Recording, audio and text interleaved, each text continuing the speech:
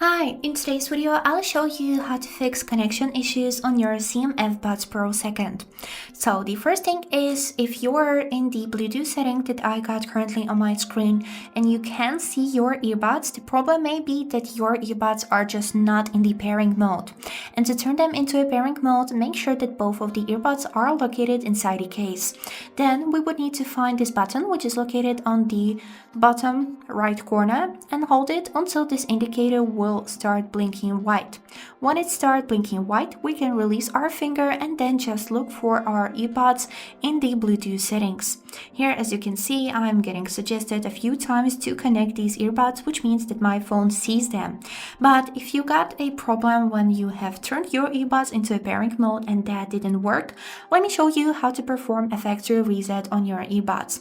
So to perform a factory reset, also make sure that both of the earbuds are located inside the case. Then, if you have tried to turn them into a pairing mode, close the case and then open it again.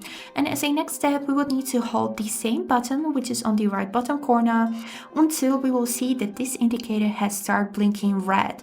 Firstly, it will blink white, and we would need to keep holding our finger on this button until the indicator will turn red. So let's do it. I'll start holding the button. Now, as you can see, the indicator is white and we need to keep holding. Now, when the indicator is red, we can release our finger and we have successfully performed a factory reset. So let's check it out in the Bluetooth settings.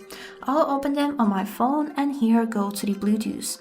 Here, after this, the old Buds Pro 2nd that I have connected won't be working again. So here we would need to click on the settings icon and click on pair.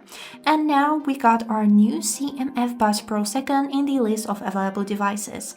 We would need to click on them to connect them to our phone and then click pair on this pop-up message. And that's it. We have successfully fixed the issue.